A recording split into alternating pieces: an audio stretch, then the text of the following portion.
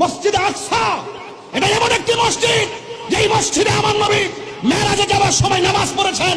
এই মসজিদ সেই মসজিদ যেই মসজিদের পাথরগুলো একদম সমুদ্রের তলদেশ থেকে জিনদের মাধ্যমে উঠানো হয়েছে। প্রত্যেকটা পাথরে সূরা ইয়াসিন লেখা ছিল। এমন মসজিদ, এই মসজিদ সেই মসজিদ যেই মসজিদ মুসলমানদের প্রথম কিবলা ছিল। জীবনের রক্ত দিয়ে হলো সেই মসজিদ আকসাকে রক্ষা করে ছাড়বো, ঠিক কি না বলা?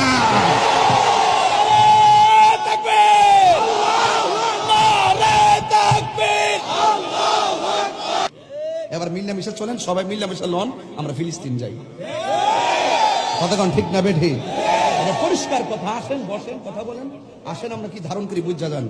বইয়ের বাংলার জমিন স্যার তিন বেলা খাইয়া খেয়া খালি ফেসবুকে লিখলে চলতো না, ডাইরেক্ট চলে আমরা যাই। আমরা প্রস্তাব করে আমরা পাঠাই দেন, শুধুমাত্র বেশি আমরা ট্রেনিং লাগতো না, ডাইরেক্ট সমান করে বললাম। কতক্ষণ ঠিক না? আইন মুসলমানদের অবস্থা ভালো না। আমরা ঠেলাঠেলি কারণে কিন্তু এই সুযোগটা হয়েছে।